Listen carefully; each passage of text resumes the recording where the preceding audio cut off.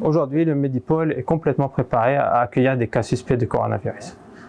Dr Karbajad, médecin infectiologue au Medipôle, au service de médecine interne et maladies infectieuses.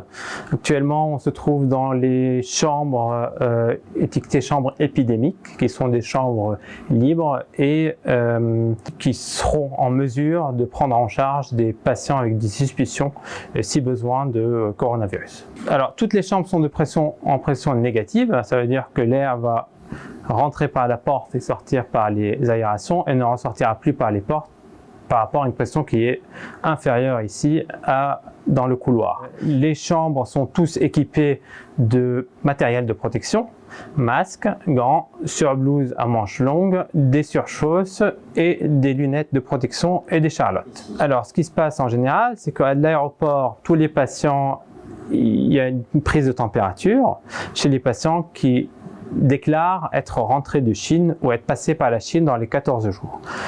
Ces patients-là, s'il y a de la fièvre ou d'autres symptômes respiratoires, ils sont directement isolés, ils sont amenés directement par l'ambulance dans notre service sans passer par les urgences. Ils sont isolés ici, il y a un médecin de garde 24 heures sur 24 qui va passer les voir à n'importe quelle heure et qui va les prendre en charge en réalisant les tests nécessaires pour avoir une confirmation ou pour exclure un cas possible. Bonjour, alors je suis Anne-Claire Gourina, je suis biologiste médicale, responsable du laboratoire de microbiologie au CHT.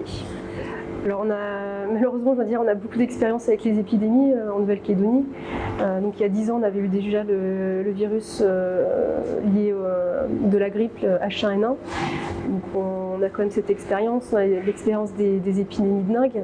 Donc effectivement, on se part à toute éventualité. Donc on espère bien sûr qu'il n'y aura pas d'épidémie en Nouvelle-Calédonie, mais si elle devait avoir lieu, on est bien équipé pour pouvoir réaliser donc des tests diagnostiques. En tout cas sur la première partie d'épidémie, bien sûr, quand on est en phase épidémique, comme on le sait pour la dengue, c'est inutile de tester toute la population une fois qu'il est établi que le virus circule dans la population. Mais voilà, il n'y a pas de souci à se faire, les Calédoniens pourront être testés s'il y avait en tout cas une épidémie en Nouvelle-Calédonie. Alors là, on se trouve dans le laboratoire de biologie moléculaire, laboratoire où on va réaliser donc la première étape de préparation des échantillons.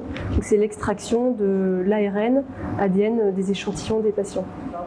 Tout à fait, oui, il y a vraiment un partage de la communauté scientifique. Tous les jours, il y a des publications, des recommandations qui sortent, qui sont disponibles sur Internet ou qu'on reçoit par mail, où on va avoir de plus en plus d'informations sur ce nouveau virus. Alors, on travaille déjà au quotidien avec l'Institut Pasteur. On a des collaborations sur de nombreux projets de recherche.